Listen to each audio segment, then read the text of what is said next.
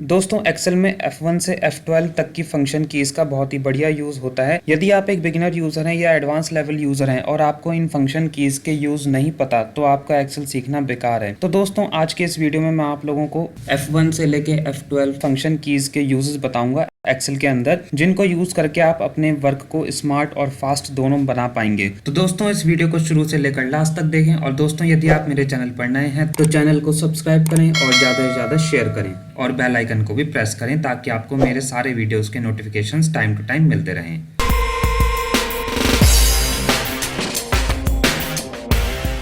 Guys यदि आप लोग लैपटॉप का कीबोर्ड यूज़ करते हैं तो उसके लिए आपको क्या करना होगा, सबसे पहले आपको F1 की प्रेस करनी होगी, देन उसके बाद कोई भी फंक्शन की F1 से F12 तक प्रेस करके तब आप उसको यूज़ कर पाएंगे। दोस्तों बात करते हैं पहली फंक्शन की जिसका नाम है F1। तो F1 की का फर्स्ट यूज़ है, हम इसकी हेल्प से एक्सेल के अंदर जो हेल्प मेन्यू दिया होता है उसको हम ओपन कर सकते हैं। तो मैंने अपने कीबोर्ड से प्रेस करा F1, तो जैसे मैंने F1 की प्रेस करी तो आप देख सकते हैं यहाँ पे जो है हेल्प मेन्यू खुल गया। अब इसके अंदर हमें किसी भी एक्सेल से रिलेटेड किसी भी ऑप्शन की हेल्प चाहिए तो हम यहाँ पे ले सकते हैं। जैसे मुझे किसी फंक्शन के बारे में पता करना है, लाइक मैं फॉर्मूलाज एंड फंक्शंस पे गया। अब जैसे यहाँ पे देखा सिंपल फॉर्मूला कैसे क्रिएट करना है, डिस्प्ले या हाइड कैसे करना है फॉर्मूलों को, लाइक मैं गया फंक्शंस पे। जैसे मुझे सम फंक्शन किस तरीके से लगाना है ये पता करना है तो मैंने यहाँ पे सम फंक्शन पे क्लिक करा। अब यहाँ पे जो है इसने एग्जाम्पल दे रखा है कि हम जो है सम फंक्शन को किस तरीके से अप्लाई कर सकते हैं, नंबर्स को किस तरीके से हम ऐड कर सकते हैं इसकी हेल्प से। यहाँ पे आपको ये वीडियो फॉर्मेट में भी मिल जाएगा। तो इस तरीके से जो है हम हेल्प मेन्यू को यूज़ करके एक्सेल के किसी भी फंक्शन या फॉर्मूले का या फिर किसी भी ऑप्शन का पता लगा सकते हैं। F1 फंक्शन की का नेक्स्ट यूज़ है, हम इसकी हेल्प से जो ये ऊपर टास्क बार आप देख रहे हैं, ये जो टास्क बार दे रखा है हमको इसको हाइड या अनहाइड कर सकते हैं। तो हम इसके लिए कीबोर्ड से प्रेस करेंगे कंट्रोल F1। जैसे कंट्रोल F1 हमने किया तो ये टास्क बार जो था ये हाइड हो गया और इसको दोबारा अनहाइड करना है, वापस से अनहाइड करना है तो कंट्रोल F1 करेंगे।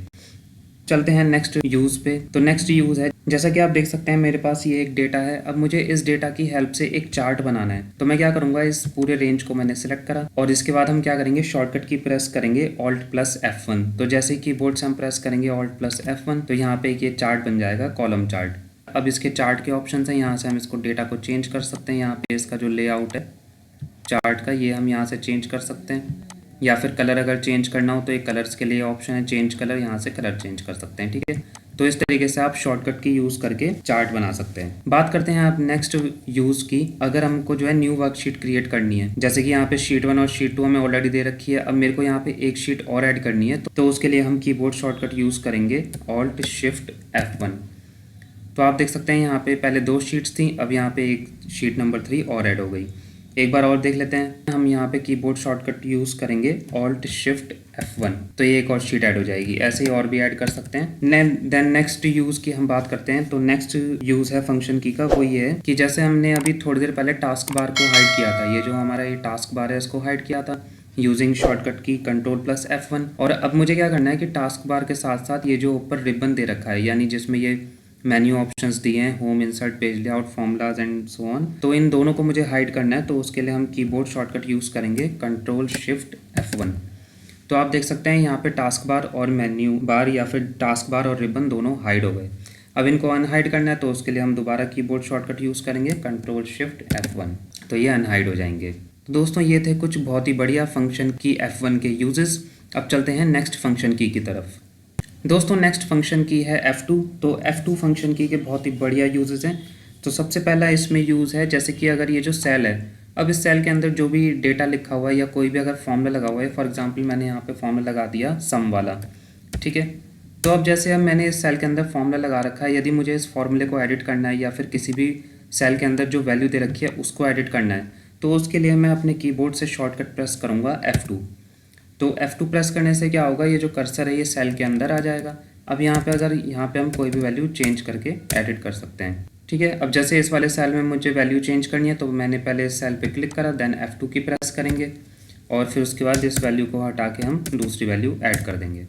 ठीक है, तो इस तरीके से F2 फंक्शन की का ये है फर्स्ट यूज़। अब नेक्स्ट यूज़ है फंक्शन की F2 का, वो ये है कि जैसे अगर हमें इस एक्सेल शीट को प्रिंट करना है, यानी अगर हमें जो है प्रिंट ऑप्शंस को ओपन करना है तो उसके लिए हम कीबोर्ड शॉर्टकट यूज़ करेंगे Ctrl+F2।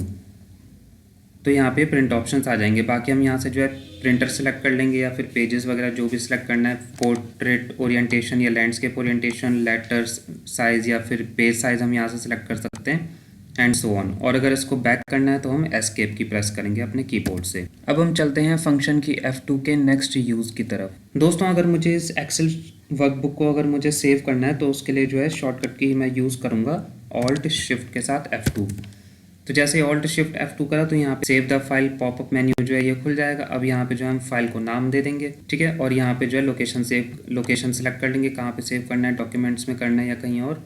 देन उसके बाद हम यहाँ से सेव बटन पे क्लिक करेंगे तो ये सेव हो जाएगी फाइल। देन उसके बाद नेक्स्ट यूज़ है इसका, अब जैसे कोई फाइल पहले से सेव है, अगर मुझे उसे ओपन करना है तो उसके लिए जो है मैं शॉर्टकट की यूज़ करूँगा कंट्रोल ऑल्ट F2।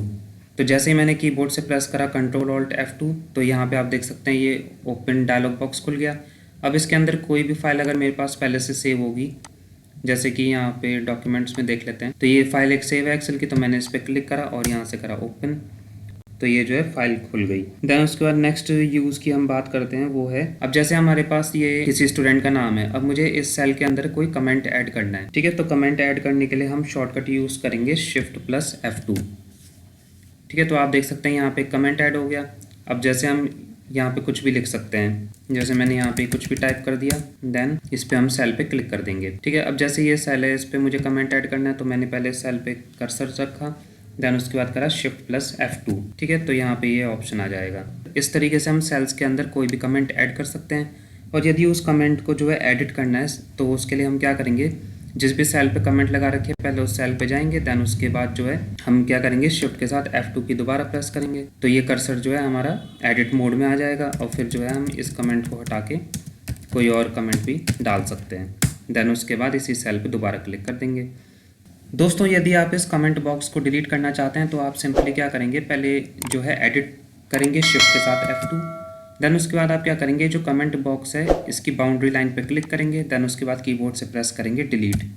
तो डिलीट की प्रेस करते ही ये कमेंट बॉक्स जो है डिलीट हो जाएगा। एक बार और देख लेते हैं, जैसे इस कमेंट बॉक्स को मुझे डिलीट करना है तो इस कमेंट बॉक्स पहले मैंने इस सेल पे क्लिक करा, देन इसके बाद कमेंट बॉक्स को पहले हम एडिट करेंगे, तो उसके लिए कीबोर्ड शॉर्टकट लेंगे शिफ्ट प्लस F2, देन उसके बाद इस कमेंट बॉक्स की जो बाउंड्री लाइन है इस पर क्लिक करेंगे और कीबोर्ड से प्रेस करेंगे डिलीट की, तो ये जो कमेंट बॉक्स है ये हमारा डिलीट हो जाएगा।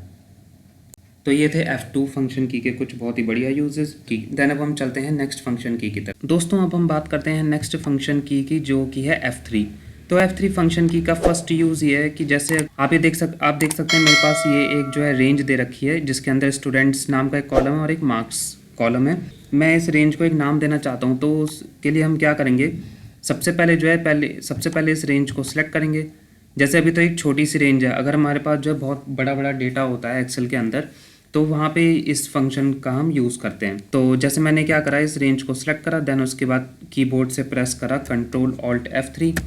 तो कंट्रोल ऑल्ट F3 जैसे हम करेंगे तो यहाँ पे एक ऑप्शन आ जाएगा न्यू नेम का, या फिर आपको ये ऑप्शन मिल जाएगा फॉर्मूलाज टैब के अंदर आप जाएंगे और यहाँ पे डिफाइन नेम पे जाएंगे तो यहाँ पे ये ऑप्शन खुल जाएगा, ठीक है। या फिर आप कीबोर्ड शॉर्टकट यूज़ करें कंट्रोल ऑल्ट F3। देन उसके बाद आप यहाँ पे जो है इसको कुछ भी नाम इसको आप जो है कुछ भी नाम दे सकते हैं, जैसे कि मैंने दे दिया इसको MS Excel और यहाँ से हम कर देंगे ओके।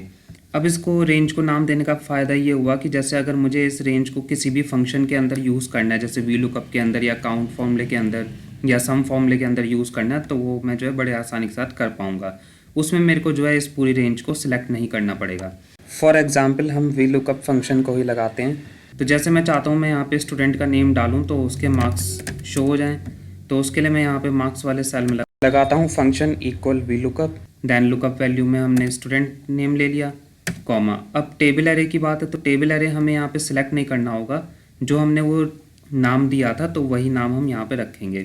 तो हमने नाम दिया था उसको MS Excel और इसको हम जो है सिलेक्ट कर लेंगे टैब की से, या फिर आप जो है क्या करेंगे शॉर्टकट की यूज़ करेंगे F3।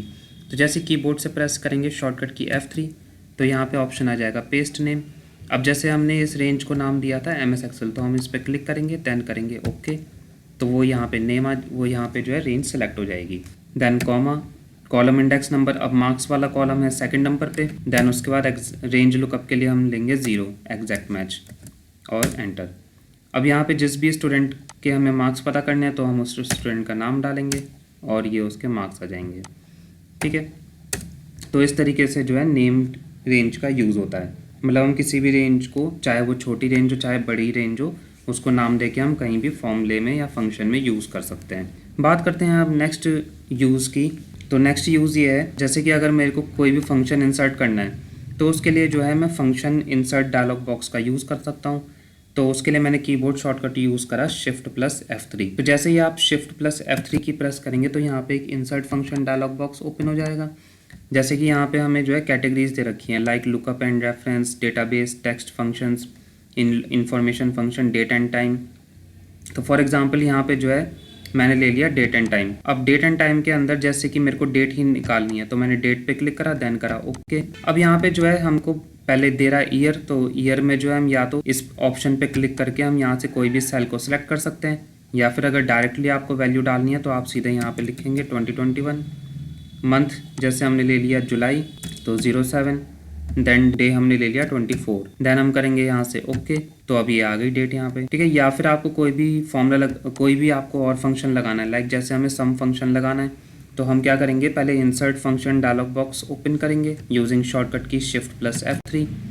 देन उसके बाद हम क्या करेंगे, यहाँ पे हम लेंगे ऑल फंक्शंस भी ले सकते हैं, तो ऑल फंक्शंस में हमको सारे फंक्शंस दिखा देगा। ठीक है, या फिर आप कैटेगरी वाइज भी ले सकते हैं। जैसे हमने ले लिया यहाँ पे सम फंक्शन, तो इस पे हम क्लिक करेंगे। अब यहाँ पे जो है नंबर 1 आ रहा है, नंबर 1 में लाइक मैंने ले लिया 200, और नंबर 2 में यहाँ पे ले लिया 180। ठीक है, आप सिलेक्ट भी कर सकते हैं या फिर आप डायरेक्टली लिख भी सकते हैं, मतलब टाइप कर सकते हैं। ठीक है, जितने नंबर लेने हो आपको ले लेंगे, देन उसके बाद यहाँ से करेंगे ओके। तो इन सारे नंबर्स का सम हमें यहाँ पे शो कर देगा। तो इस तरीके से आप इंसर्ट फंक्शन डायलॉग बॉक्स का यूज़ कर सकते हैं। देन उसके बाद हम बात करते हैं नेक्स्ट यूज़ की, जो कि है ओपन नेम मैनेजर।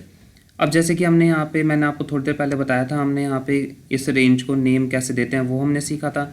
अब ऐसे और भी रेंज है, जैसे कि एक ये वाली रेंज है, मैंने इसको भी यहाँ पे नाम दे दिया। तो उसके लिए हम शॉर्टकट की लेंगे Ctrl+Alt+F3।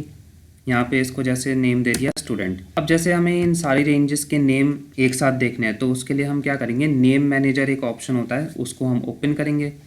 तो उसके लिए हम क्या करते हैं, फॉर्मूलाज टैब के अंदर यहाँ नेम मैनेजर पे जाएंगे। ठीक है, यहाँ पे आप देख सकते हैं, या फिर इसके लिए शॉर्टकट की यूज़ करेंगे Ctrl+F3। तो जैसे ही हमने कीबोर्ड से प्रेस करा Ctrl+F3 तो यहाँ पे नेम मैनेजर खुल गया। अब आप इसके अंदर जो है ये जो भी हमने 2 रेंजेस बनाई थी, एक स्टूडेंट और एक MS एक्सेल, ये आप देख सकते हैं। और अगर इनको डिलीट करना हो या एडिट करना हो तो यहाँ से ऊपर से हो जाता है, ये डिलीट हमने कर दिया इसको। या अगर इसको एडिट करना हो तो एडिट मेन्यू पे जाएंगे और यहाँ पे जो है इसका नाम वगैरह चेंज कर सकते हैं, या फिर ये रेंज भी चेंज कर सकते हैं।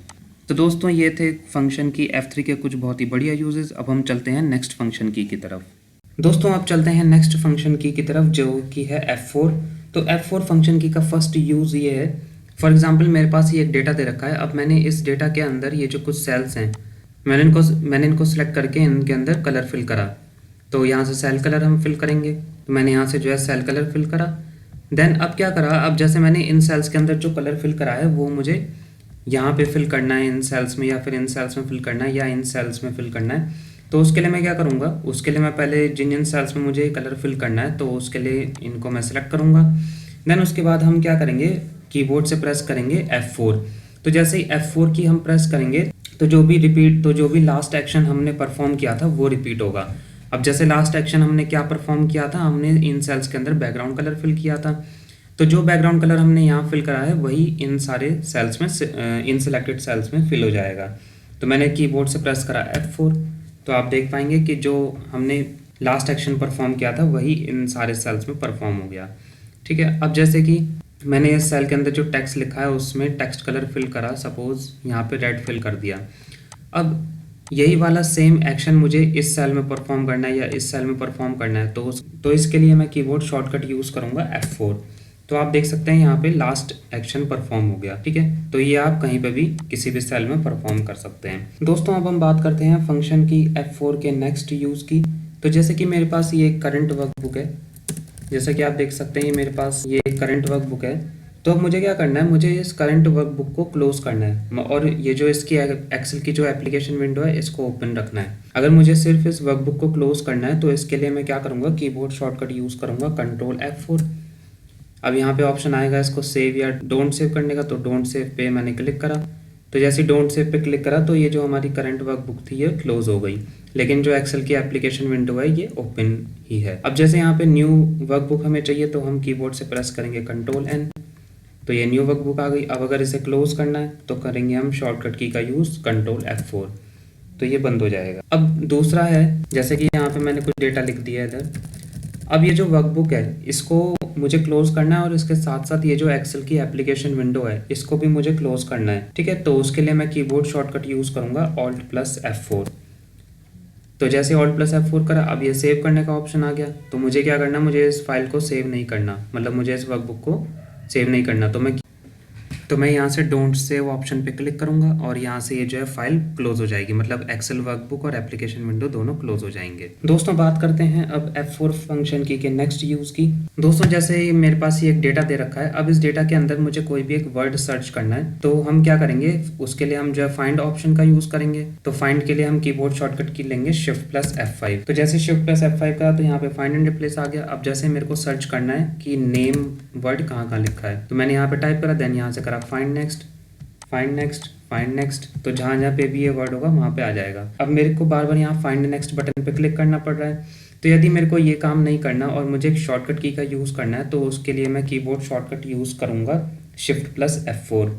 तो जैसे मैंने कीबोर्ड से प्रेस करा Shift+F4 तो ये क्या होगा कि जैसे नेम वर्ड यहाँ पे लिखा है, अब जहाँ पे भी दूसरे सेल में नेम लिखा होगा ये सीधे वहीं पे पहुँचेगा। Shift+F4, देन दोबारा करा Shift+F4, then next, then next. तो इस टाइप से ये जो है ये काम करेगा लेफ़्ट टू राइट, ठीक है, इस तरीके से। और यदि जो है मेरे को वापस जाना है, मतलब मेरे को ऊपर की तरफ जाना है सर्च करते हुए, तो उसके लिए मैं कीबोर्ड शॉर्टकट यूज़ करूँगा Ctrl+Shift+F4।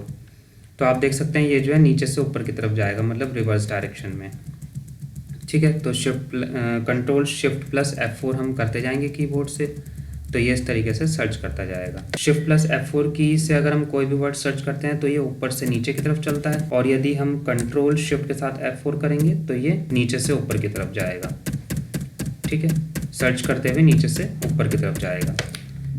तो इससे चाहे कितना भी बड़ा डेटा हो हम बड़े आसानी के साथ शॉर्टकट की यूज़ करके किसी भी वर्ड को फाइंड कर सकते हैं, ठीक है। तो दोस्तों ये थे कुछ बहुत ही बढ़िया यूजेस F4 फंक्शन की के। दोस्तों बात करते हैं अब नेक्स्ट फंक्शन की। तो नेक्स्ट फंक्शन की है F5। F5 फंक्शन की का फर्स्ट यूज़ है गो टू मेन्यू। तो गो टू मेन्यू को ओपन करने के लिए हम कीबोर्ड से प्रेस करेंगे F5। तो जैसे F5 प्रेस करा तो यहाँ पे एक गो टू ऑप्शन आ गया। अब जैसे अगर मेरे को किसी भी सेल पे जाना है तो उसका मैं यहाँ पे रेफरेंस डाल दूंगा, यानी कि जैसे अगर मुझे जाना है F15 सेल पे तो मैं यहाँ पे रेफरेंस में डाल दूंगा F15, देन यहाँ से मैंने करा ओके, तो ये सीधे हमें F15 सेल पे पहुंचा देगा। या हमें किसी भी सेल पे जाना हो तो उसके लिए हम गो टू मेन्यू का यूज़ करेंगे। तो नेक्स्ट यूज़ है इसका find and replace dialog box. तो जैसे कि मेरे को एक्सेल के अंदर find and replace dialog box open करना है, तो उसके लिए हम कीबोर्ड शॉर्टकट की यूज़ करेंगे शिफ्ट के साथ F5। तो आप देख सकते हैं यहाँ पे फाइंड एंड रिप्लेस दोनों ऑप्शंस खुल गए। तो फाइंड में क्या है, अगर कोई भी वर्ड हमें फाइंड करना है, जैसे मैंने फाइंड करना है मैथ्स, तो मैंने यहाँ पे लिखा मैथ्स, देन यहाँ से करूँगा मैं find next, find next, find next. तो ये ऐसे हम फाइंड करते जाएंगे। या फिर आप जो है शिफ्ट के साथ F4 की यूज़ करेंगे तो ये जो है आगे की तरफ मूव होता जाएगा उसी वर्ड पे, जहाँ जहाँ पे भी मैथ्स वर्ड लिखा होगा ये उसको फाइंड करता जाएगा। और पीछे की तरफ जाना है तो कंट्रोल शिफ्ट के साथ F4 हम करते जाएंगे। दोस्तों अब हम बात करते हैं नेक्स्ट फंक्शन की जो कि है F6। तो F6 फंक्शन की का फर्स्ट यूज़ है, जैसे कि मेरे पास यहाँ पे आप देख सकते हैं 4 वर्कबुक्स ओपन है। पहली वर्कबुक का नाम है एक्सेल, दूसरी है बुक 3, फिर बुक 2, देन बुक 4। तो अब मुझे क्या करना है, इस वर्कबुक से दूसरी वर्कबुक पे जाना है, यानी नेक्स्ट वर्कबुक पे अगर जाना है तो उसके लिए मैं कीबोर्ड शॉर्टकट यूज़ करूँगा Ctrl+F6। तो जैसे ही मैं Ctrl+F6 करूँगा तो ये हम बुक 4 पे आ गए, देन Ctrl+F6 करा तो नेक्स्ट वर्कबुक पे आ गए जो कि है बुक 3, देन अगेन Ctrl+F6 करा तो ये आ गए बुक 2 पे। और यदि हमें प्रीवियस वर्कबुक पे जाना है, जैसे बुक 2 से हमें जाना है बुक 3 पे या फिर एक्सेल पे, तो उसके लिए हम कीबोर्ड शॉर्टकट यूज़ करेंगे Ctrl+Shift+F6। तो ये प्रीवियस वर्कबुक पे हम चले जाएंगे। ये ऑप्शन तब यूज़ होगा जब हमारे पास मल्टीपल वर्कबुक्स एक साथ ओपन होंगी। जैसा कि आप देख सकते हैं ये एक्सेल की एप्लीकेशन विंडो है और ये एक्सेल वर्कबुक है पूरी। मुझे क्या करना है, मुझे एक्सेल वर्कबुक के जितने भी ऑप्शंस हैं और ये जो नीचे टास्क बार है या ये जो शीट वाला मेन्यू है, मुझे इसको एक्सेस करना है यूजिंग शॉर्टकट की। तो उसके लिए मैं क्या करूँगा, मैं उसके लिए कीबोर्ड शॉर्टकट यूज़ करूँगा F6। तो मैंने जैसे F6 की प्रेस करी तो सबसे पहले जो हमारा सिलेक्शन है वो यहाँ शीट पे आ जाएगा। अब जैसे मुझे यहाँ पे शीट नंबर 2 पे जाना है तो उसके लिए मैंने कीबोर्ड से प्रेस करा राइट एरो, ठीक है। अब मेरे को यहाँ पे क्या करना है, एक न्यू शीट ऐड करनी है, तो उसके लिए मुझे प्लस साइन पे जाना होगा। तो प्लस साइन पे जाने के लिए मैं कीबोर्ड शॉर्टकट लूँगा टैब, देन करूँगा एंटर, तो एक न्यू शीट और ऐड हो जाएगी। देन अब क्या करना है, मेरे को यहाँ पे टास्क बार पे आना है। टास्क बार पे ये हमको नीचे कुछ ऑप्शंस दिए हुए हैं, इनको एक्सेस करना है। मैंने दोबारा F6 की प्रेस करी। अब जैसे यहाँ पे टास्क बार में राइट हैंड साइड पे ये ऑप्शंस बने हुए हैं, तो इन पे जाने के लिए हम कीबोर्ड से राइट एरो यूज़ करेंगे, देन अगेन राइट एरो। ठीक है, तो इस तरीके से हम ये सारे ऑप्शंस एक्सेस कर सकते हैं। अब जैसे मुझे इस शीट का साइज़ घटाना है या बढ़ाना है, तो उसके लिए हम ये जो ऑप्शन दे रखा है इसको हम यूज़ करेंगे, मैग्नीफायर को। तो यहाँ पे क्या करेंगे, अगर शीट का साइज़ छोटा करना है मुझे, मैं यहाँ माइनस साइन पे जाऊँगा और एंटर की प्रेस करूँगा, तो ये शीट का साइज़ जो है छोटा होता चला जाएगा। और यदि मुझे इसको साइज़ को बढ़ाना है, तो मैं पहले प्लस साइन पे जाऊँगा यूजिंग एरो की, देन उसके बाद एंटर की प्रेस करूँगा, तो ये साइज़ जो है शीट का बढ़ता जाएगा। देन उसके बाद अब मेरे को ये मेन्यू ऑप्शन जो हमें दिया हुआ है रिबन में, ये जो हमें ऑप्शंस दिए हुए हैं home, insert, page layout, formulas and so on, इनको एक्सेस करना है। तो मैंने दोबारा कीबोर्ड शॉर्टकट यूज़ किया F6, तो हम यहाँ पे आ गए। अब जैसे होम टैब के ऑप्शंस को एक्सेस करना है तो हम H प्रेस करेंगे, ठीक है। देन उसके बाद जो है अगर इंसर्ट टैब को यूज़ करना है तो हम N प्रेस करेंगे, तो इंसर्ट टैब के सारे ऑप्शंस एक्टिवेट हो जाएंगे। अब मेरे को जैसे यहाँ पे शीट एरिया में आना है, तो उसके लिए मैंने कीबोर्ड से शॉर्टकट प्रेस करा F6। अब यहाँ पे मैं एरो की यूज़ करके इन सारे ऑप्शंस को मतलब शीट में अपने काम कर सकता हूँ, ठीक है। तो ये थे F6 की के कुछ खास यूजेस। गाइस अब हम बात करते हैं नेक्स्ट फंक्शन की जो कि है F7। तो F7 फंक्शन की का फर्स्ट यूज़ है स्पेलिंग एंड ग्रामर। जैसे कि आपने एक्सेल में कोई वर्ड लिखा और सपोज आपकी वो स्पेलिंग गलत हो गई, आप उसको ठीक करना चाहते हैं या चेक करना चाहते हैं कि वो स्पेलिंग ठीक है या नहीं, तो उसके लिए जो है आप कीबोर्ड शॉर्टकट यूज़ करेंगे F7। मतलब आप कीबोर्ड से प्रेस करेंगे फंक्शन की F7। तो जैसे F7 की प्रेस करेंगे तो यहाँ पे स्पेलिंग एंड ग्रामर का ऑप्शन खुलेगा। वैसे तो ये ज़्यादातर MS वर्ड या पावर पॉइंट वगैरह इन सब में यूज़ होता है, लेकिन एक्सेल में हम कभी कभी इसको यूज़ कर लेते हैं। तो जैसे आप देख सकते हैं यहाँ पे ये बता रहा है कि जो फर्स्ट वर्ड है कंप्लीट, ये इसकी स्पेलिंग गलत है, और नीचे हमें सजेशंस में दे रहा है। यदि हम सजेस्टेड वाली स्पेलिंग यहाँ रखना चाहते हैं तो हम यहाँ चेंज ऑप्शन पे क्लिक करेंगे। देन नेक्स्ट ये आ गया इस वर्ड पे, तो अब ये बता रहा है कि ये वर्ड जो है गलत है और इससे रिलेटेड सजेशन ही नीचे दे रहा है। यदि हम यही स्पेलिंग रखना चाहते हैं तो उसके लिए हम इग्नोर पे क्लिक करेंगे, और यदि चेंज करना चाहते हैं तो यहाँ सजेस्टेड में से कोई भी एक स्पेलिंग उठा के चेंज कर देंगे। ऐसे ही पेस्ट वर्ड की स्पेलिंग यहाँ पे गलत है तो हमने सजेस्टेड में से उठा ली, और एक्सेल की स्पेलिंग भी गलत है तो हम यहाँ से हम चेंज ऑप्शन पे क्लिक कर देंगे, तो ये चेंज हो जाएगी। अब क्या है कि यहाँ तो ये एक बार ही लिखा हुआ है एक्सेल, यदि ऐसे ही बहुत सारे सेल्स में स्पेलिंग गलत है तो हम उसके लिए क्या करेंगे, यहाँ से सजेस्टेड में से सही वाली स्पेलिंग उठा के चेंज ऑल पे क्लिक करेंगे, तो ये जो है ऑटोमेटिक जहाँ पे भी एक्सेल वर्ड की स्पेलिंग गलत होगी तो वहाँ पे चेंज हो जाएगा। दोस्तों ये था फंक्शन की F7 का यूज। दोस्तों अब हम बात करते हैं नेक्स्ट फंक्शन की जिसका नाम है F8। तो F8 फंक्शन की का फर्स्ट यूज है एक्सटेंड मोड को ऑन या ऑफ करना। एक्सटेंड मोड का मतलब ये है कि जैसे हम जो है एक्सेल के अंदर यदि हमें बहुत सारे सेल्स का सिलेक्शन करना है तो उसको हम 3-4 तरीके से कर सकते हैं। पहला तरीका तो ये है कि जैसे मैंने इस वाले सेल में कर्सर रखा, अब मुझे इसके साथ और भी सेल सेलेक्ट करने हैं, यहाँ तक के या नीचे तक मेरे को सेल्स को सिलेक्ट करना है। तो उसके लिए मैं क्या करूँगा, कीबोर्ड से शॉर्टकट यूज़ करूँगा शिफ्ट के साथ एरो कीज़। तो जैसे अगर राइट में जाना है तो शिफ्ट के साथ राइट एरो हम यूज़ करेंगे, या अगर मेरे को नीचे की तरफ सिलेक्शन लेना है तो मैं शिफ्ट के साथ डाउन एरो का यूज़ करूँगा। तो इस तरीके से जो है हम सिलेक्शन कर सकते हैं। दूसरा तरीका ये है कि जैसे मान लीजिए मेरे पास बहुत बड़ा डेटा है, ठीक है, जैसे मेरे पास यहाँ तक डेटा है। अब मुझे क्या करना है कि अगर मेरे को फर्स्ट सेल से लेके लास्ट सेल तक सिलेक्शन लेना है तो उसके लिए दूसरा तरीका ये है कि हम क्या करेंगे, पहले तो फर्स्ट सेल पे क्लिक करेंगे, देन उसके बाद नीचे आएंगे अपने डेटा में, ठीक है। उसके बाद हम क्या करेंगे, यहाँ पे शिफ्ट प्रेस करके जो लास्ट सेल होगा डेटा का उसको क्लिक कर देंगे, तो ये शुरू से लेके लास्ट तक पूरा जो हमारा डेटा होगा वो सिलेक्ट हो जाएगा। या फिर आप क्या करेंगे, ये जो पूरा हमें डेटा दे रखा है अगर मेरे को इसे पूरे को सिलेक्ट करना है तो उसके लिए मैं क्या करूँगा, पहले मैं किसी भी सेल में क्लिक करूँगा, देन उसके बाद कीबोर्ड शॉर्टकट यूज करूंगा Ctrl+A। तो ये क्या करेगा, पूरे डेटा को शुरू से लेके एंड तक सिलेक्ट कर लेगा। अब ऐसे ही क्या है कि एक शॉर्टकट की है हमारे पास जो कि है F8। तो F8 के अंदर ये है कि हम एक्सटेंड मोड ऑन ऑफ कर सकते हैं। तो कीबोर्ड से मैंने क्या करा, मैंने कीबोर्ड से प्रेस करा F8। तो जैसे ही F8 प्रेस करा तो ये एक्सटेंड, यहाँ पे नीचे आप देख सकते हैं इधर लिखा हुआ आ रहा है एक्सटेंड सिलेक्शन, यानी कि जैसे ये सेल है, अब इस सेल के साथ मेरे को सपोज सिलेक्शन यहाँ तक लेना है, तो उसके लिए मैंने क्या करा, सिंपली इस वाले सेल पे क्लिक करा, तो ये यहाँ से यहाँ तक पूरे सिलेक्शन को उठा लेगा। या फिर यहाँ से लेके इधर तक मेरे को लेना है तो मैंने इस पर क्लिक करा तो यहाँ तक ले लेगा। अब एक्सटेंड मोड को ऑफ करना है तो दोबारा हम कीबोर्ड से प्रेस करेंगे F8, तो ये एक्सटेंड मोड ऑफ हो जाएगा। ठीक है, एक बार दोबारा देख लेते हैं। अब जैसे मैंने पहले सेल को सिलेक्ट करा, अब मुझे पहले सेल से लेकर के सपोज यहाँ तक इस वाले सेल तक का जितना भी डेटा है वो मुझे सिलेक्ट करना है। तो उसके लिए मैंने क्या करा, अगर मैं सिंपल यहाँ पे क्लिक करूँगा तो फिर पहले वाले सेल से सिलेक्शन हट जाएगा, ठीक है। तो इसके लिए मैं क्या करूँगा, एक्सटेंड मोड का यूज़ करूँगा। तो मैंने क्या करा, पहले F8 की प्रेस करी, एक्सटेंड मोड ऑन हो गया।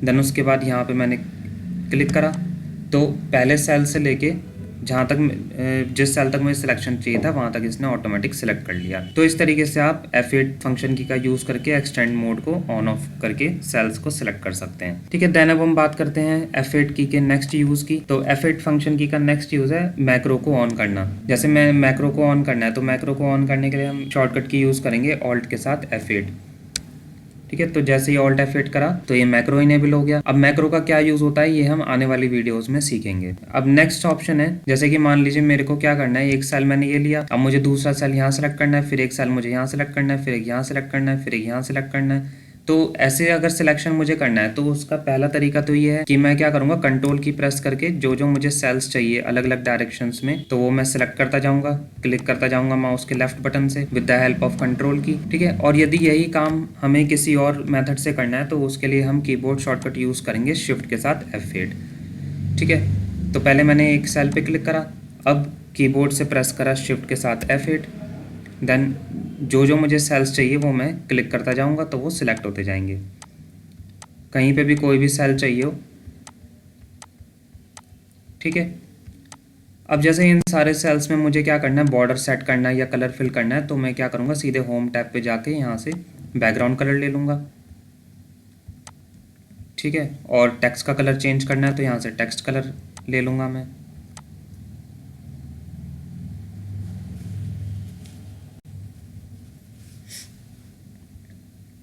और यदि बॉर्डर अप्लाई करना है सारे सेल्स पे तो बॉर्डर्स पे जाके हम बॉर्डर अप्लाई कर देंगे। तो दोस्तों ये थे F8 फंक्शन की के कुछ खास यूजेस। अब हम चलते हैं नेक्स्ट फंक्शन की तरफ। गाइज अब हम बात करते हैं नेक्स्ट फंक्शन की जो कि है F9। तो F9 फंक्शन की का फर्स्ट यूज़ है, जैसे ये जो एक्सेल की वर्कबुक है मुझे इसको मिनिमाइज़ करना है तो उसके लिए मैं कीबोर्ड शॉर्टकट यूज़ करूँगा Ctrl+F9। तो Ctrl+F9 करते ये मिनिमाइज़ हो गई, ठीक है। देन अब हम बात करते हैं इसके नेक्स्ट यूज़ की। आप देख सकते हैं यहाँ पे हमें जो है एक डेटा दिया हुआ है, यहाँ पे स्टूडेंट्स के नाम है और उनके मार्क्स दिए हुए हैं। तो अब जैसे मुझे इन सारे मार्क्स को यहाँ नीचे वाले सेल में ऐड करना है तो उसके लिए मैंने फॉर्मूला लगाया इक्वल सम, ठीक है। देन उसके बाद ये सारे मार्क्स जो हैं ये सिलेक्ट कर लिए और ब्रैकेट क्लोज करके किया एंटर, ठीक है। तो ये आ गए इन सब, मतलब ये टोटल आ गया इन सब के मार्क्स का।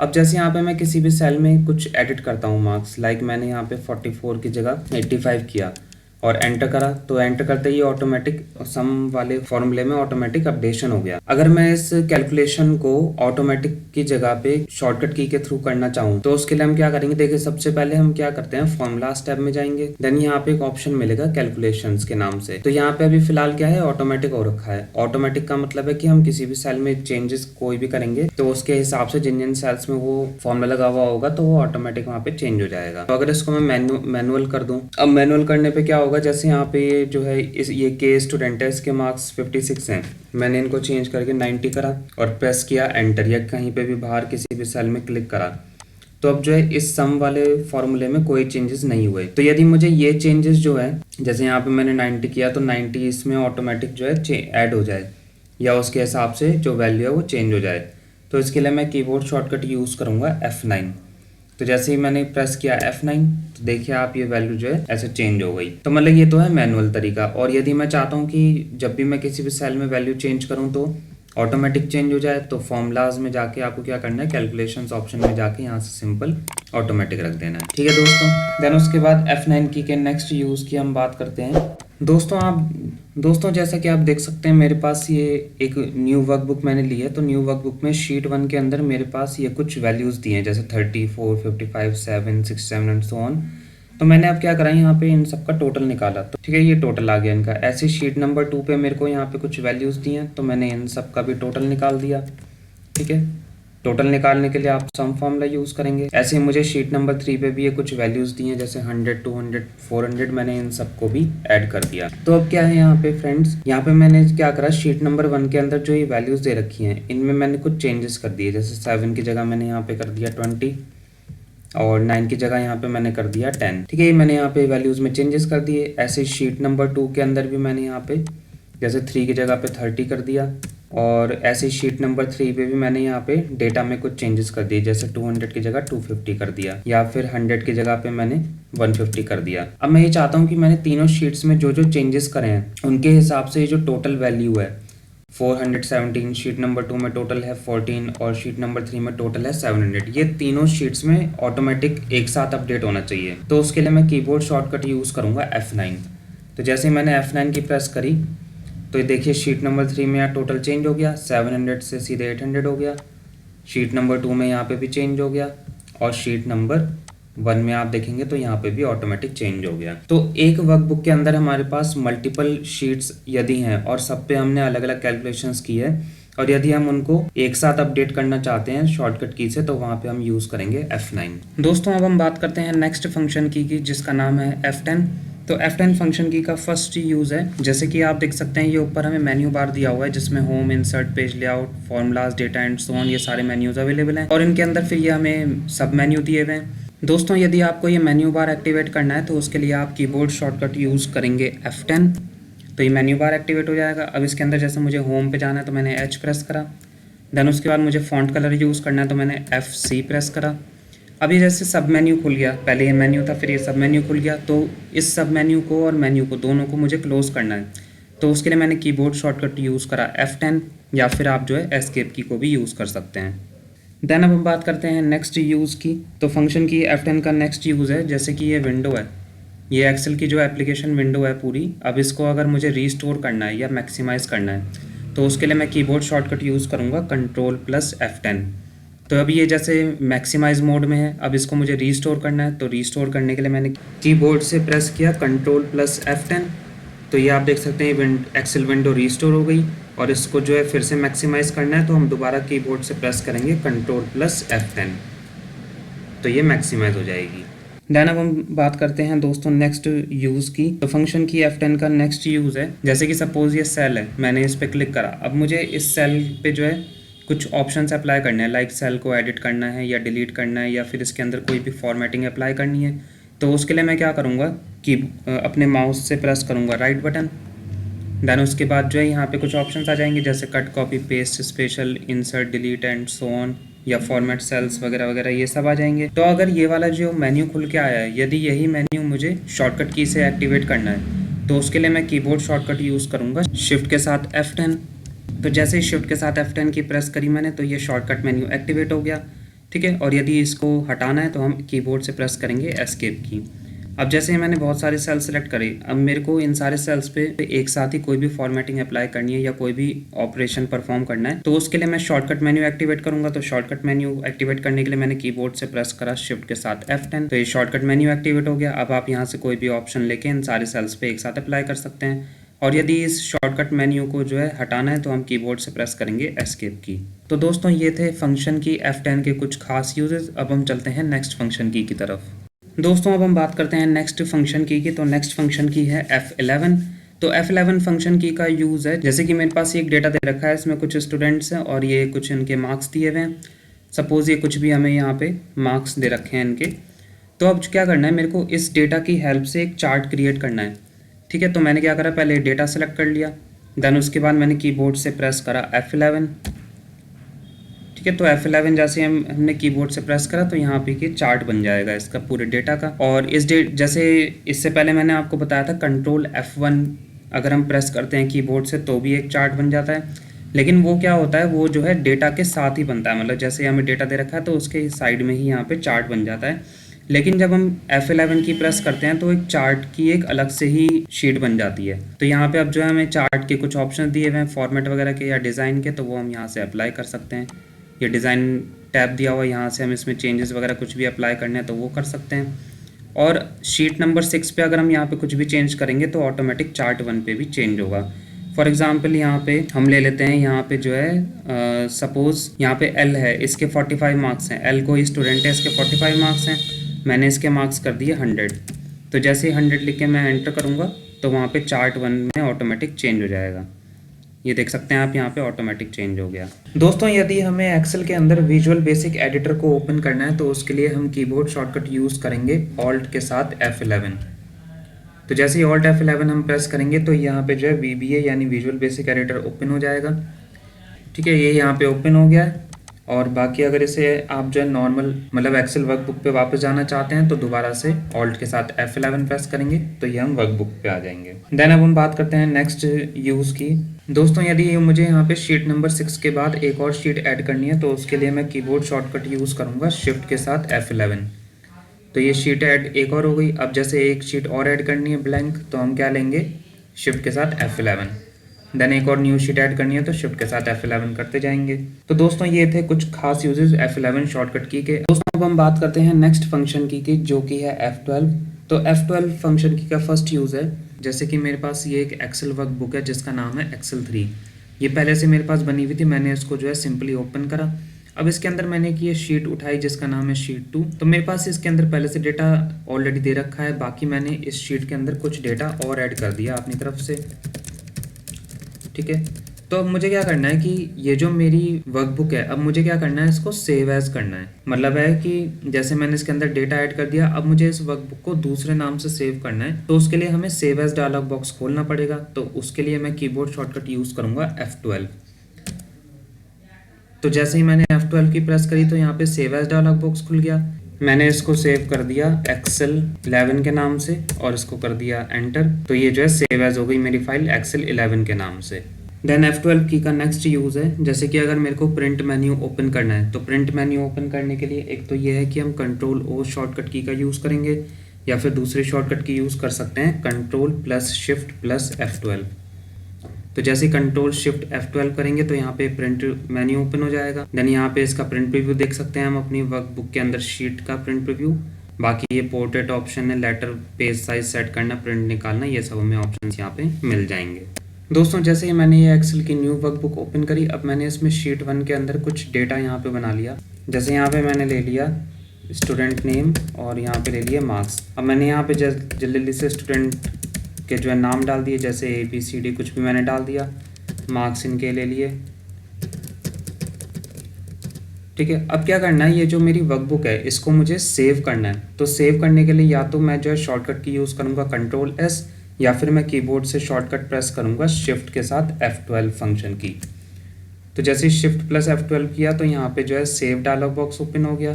अब हम अपनी फाइल को कोई भी नाम देकर सेव कर देंगे। सो फ्रेंड्स आज की वीडियो में बस इतना ही। अगर आपको मेरा ये वीडियो पसंद आया तो इस वीडियो को लाइक करें, ज़्यादा से ज़्यादा शेयर करें और मेरे चैनल को सब्सक्राइब करें। Thank you.